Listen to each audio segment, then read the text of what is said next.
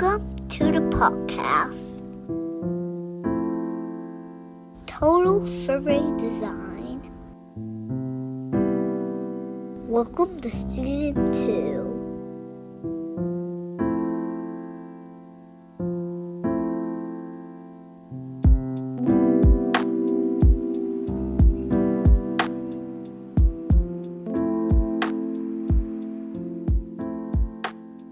This episode is about distinguishing between response rate and non-response error.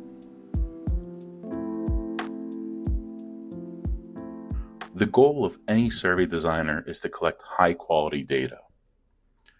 Good data comes from reducing the four sources of survey error: coverage error, sampling error, measurement error, and non-response error.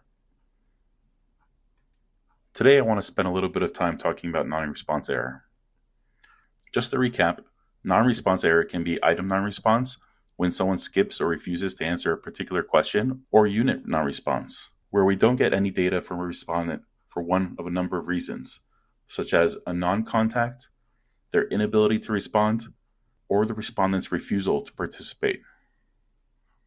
But more importantly, non-response error comes from there being a systematic underlying reason as to why there is either item or unit non-response. That's what makes it an error, not the amount of responses, but the pattern and the bias within it. I want to repeat that again. Non-response error doesn't come from having a high or low response rate in itself. It comes from there being an underlying reason why people are not answering specific questions or responding to the whole survey entirely, and whether there is a meaningful difference between respondents and non-respondents. In other words, it is actually possible for a survey to have high response rate and still have high non-response error. And conversely, it is also completely possible for a survey to have a very low response rate and yet still have very low non-response error. Therefore, just saying this survey has a high response rate does not in and of itself say anything about the quality of the data in the survey. Let me explain by giving two examples. First, imagine that a local ice cream shop sponsors a survey that is trying to figure out people's preference between vanilla and chocolate ice cream. The survey gets a very high response rate. Literally half the people that has offered the survey complete the survey. A response rate of 50% is awesome for the most part.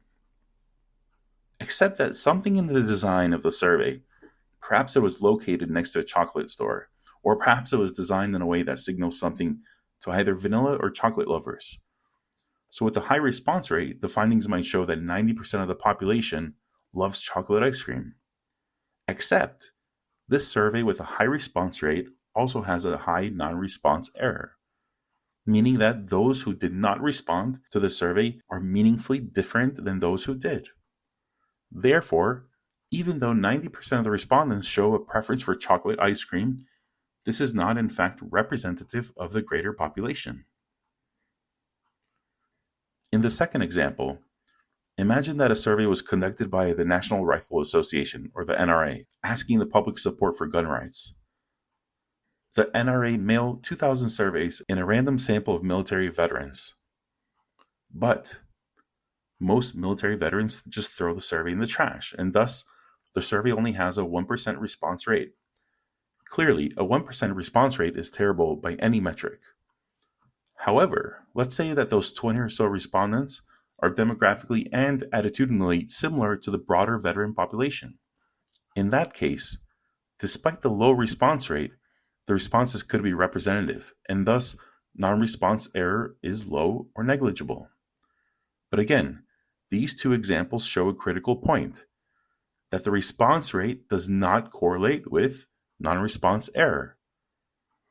High response rate does not equal to low non-response error, and low response rate does not equal high non-response error. The response rate alone is not a valid indicator of survey quality. So with all that being said, I hope that today you have learned something about the difference between the response rate and non-response error.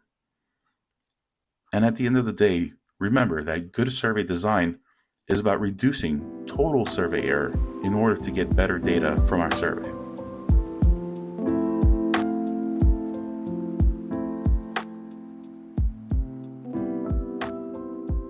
Don't forget to subscribe.